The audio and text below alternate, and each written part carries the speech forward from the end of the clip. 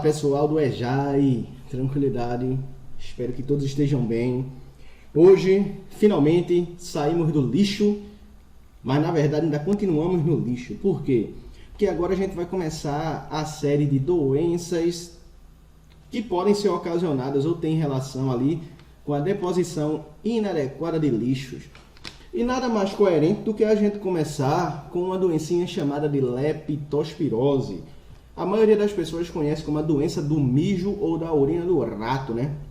Mas é uma doença que, apesar de muito conhecida nominalmente, é desconhecida do ponto de vista sintomático, profilático, do ponto de vista transmissiva e etc.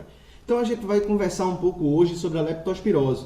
Coisa simples, nada de muito complexo, só para a gente realmente ter uma noção. Até porque se a gente for falar de leptospirose nos mínimos detalhes, a gente não sai daqui, né? Então vamos embora. Primeira coisa que tu tem que saber é que a leptospirose, pessoal, é uma doença febril de início abrupto. Professor, o que danado quer dizer isso? Quer dizer que, tipo, tu tá bem, do nada tu começa com a febre que começou do nada. E aí tu diz, oxente, que danado é isso? Muitas das vezes tu nem imagina que estás com leptospirose. Por quê? As pessoas têm mania de achar que a leptospirose ela acontece quando você tem contato com água contaminada com urina. E é. Só que as pessoas acham que você teve contato com a água, já começa com sintomas. E não é bem assim. Existem casos que a pessoa pode passar quase um mês para desenvolver os primeiros sintomas.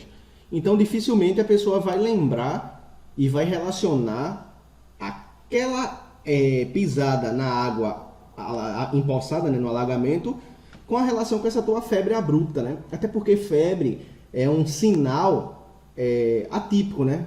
O que danado quer dizer isso? Quer dizer que pode acontecer em várias doenças. Então vamos lá. Além disso, ela é uma doença bacteriana. Tem pessoas que pensam que é doença viral, mas ela é uma doença bacteriana, causada por uma bactéria chamada de Leptospira. Na verdade, Leptospira é o gênero. A bactéria mais comum é uma bactéria chamada de Leptospira interrogans, que a gente vai ver daqui a pouco no outro slide, beleza? Ela é uma doença, pessoal, que ela pode trazer implicações que varia bastante, desde quadros extremamente leves até quadros extremamente graves, culminando em morte. E essas mortes, elas representam 40% dos casos graves. Como assim, professor? Vê, imagina que de todo mundo que pega leptospirose, algumas delas vão evoluir para um caso grave. Desse pessoal que foi para quadro grave, aproximadamente 40% deles vão vir a óbito, infelizmente.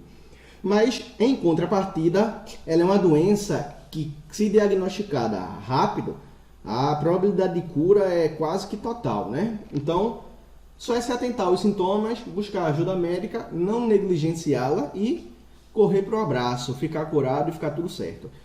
Antigamente, pessoal, a leptospirose era uma doença que matava muito. Primeiro porque só se pôde conhecer as bactérias depois do século XIX, né? Por quê?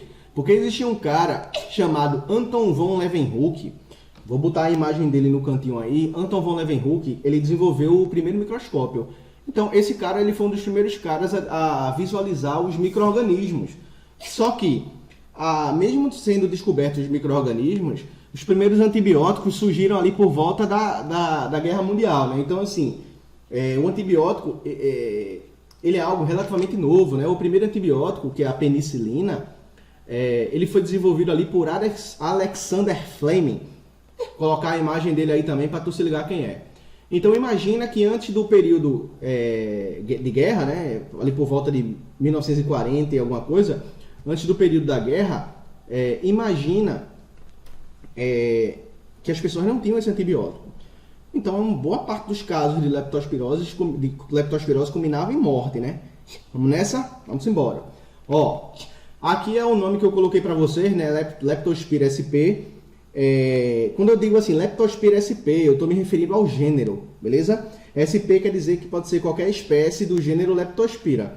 Mas o que eu falei para vocês é o quê? Que a mais famosa é a Leptospira interrogans. Por que Leptospira interrogans? Porque ela tem um formatinho de interrogação. Professor, por que Leptospira? Leptospira não lembra espiral? Se você observar aqui, deixa eu pegar uma caneta. Se tu observares aqui, tá aí vendo que essas... Deixa eu pegar uma caneta de outra cor, né?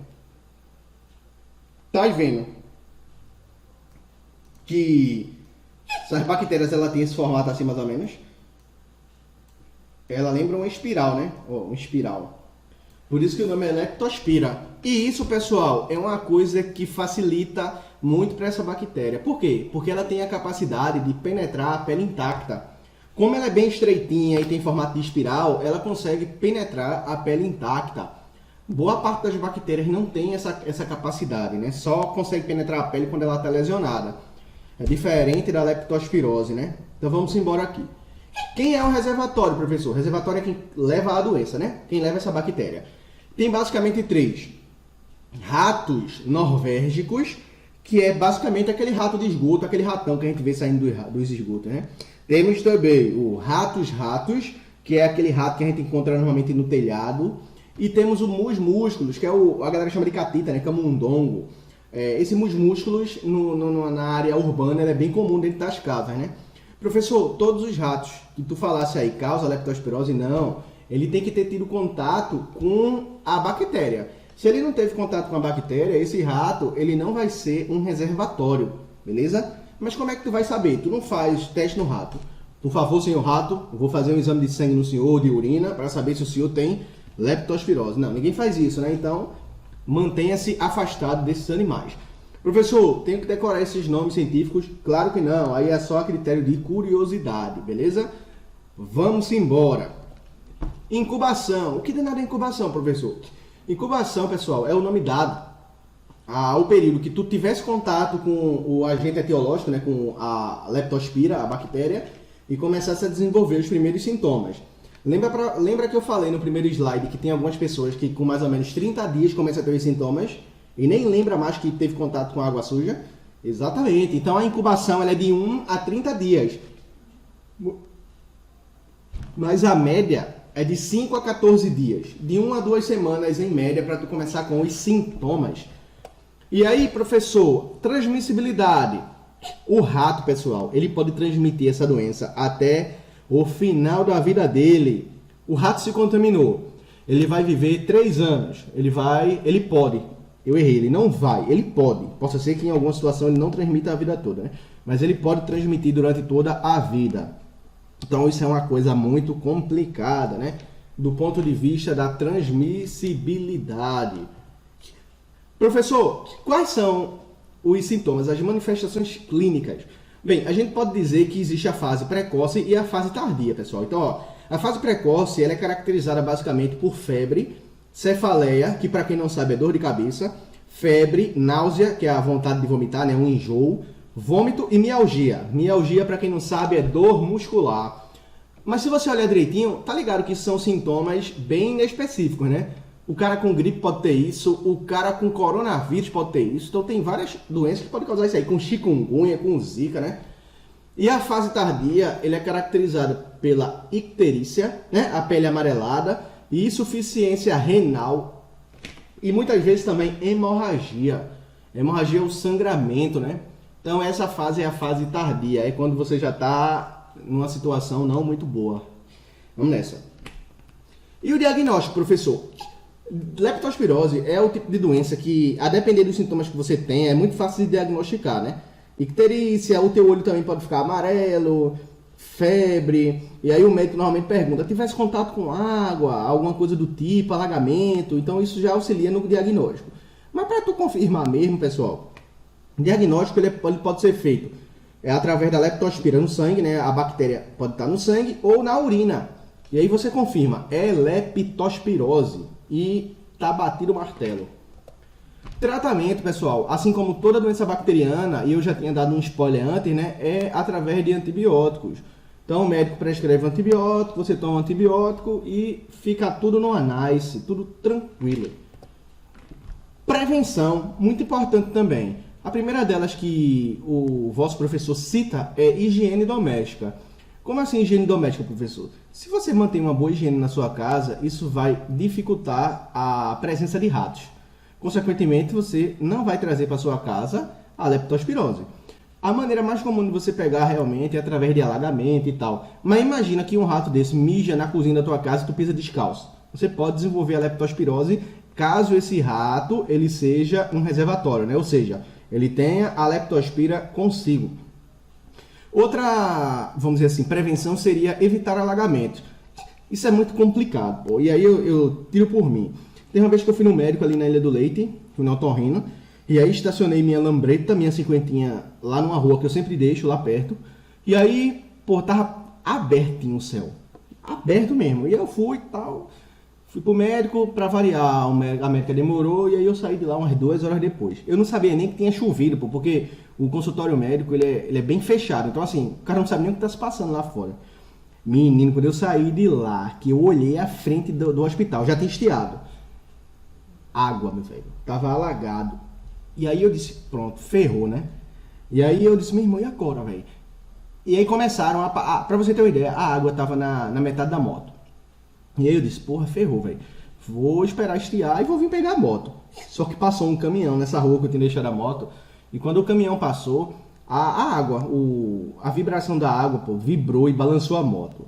Aí eu disse, meu irmão, se essa moto cair aí dentro, lascou, velho. Se ela virar, né? Aí o que é que eu disse? Eu, porra, vou arriscar. Suspendi a calça, que não adiantou de nada. Lá vai eu andando pela lama. Nojeira, meu velho. Água preta. Pense no nojo. Aí eu fui empurrando a moto.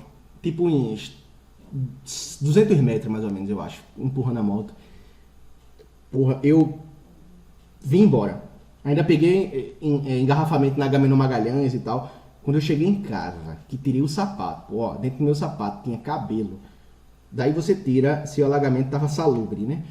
Então, assim, existem situações que realmente a gente não tem como evitar o alagamento. E aí a primeira coisa que eu fiz quando cheguei em casa, apesar de não servir em 100%, mas foi lavar bem, pele com água, sabão, eu tomei banho. E fiquei acompanhando para ver se eu ia ter algum sintoma relacionado à leptospirose. E ainda bem que eu não tive, né? Estou aqui para contar a história para vocês. Outro ponto é usar bota de borracha. Nesse caso, eu não tinha nem ideia que eu ia precisar de uma bota de borracha. Mas em determinada situação, tu precisa sair no alagamento, sai com uma bota de borracha, pô. Se for necessário realmente, sai com uma bota de borracha. A borracha normalmente é impermeável, então tu sai e sai tranquilo, né? Beleza? Pessoal, a gente fica por aqui. Respondam aí a atividadezinha tranquilidade que eu coloquei para vocês. Qualquer dúvida, fique à vontade que eu estou à disposição, beleza? Até mais, pessoal.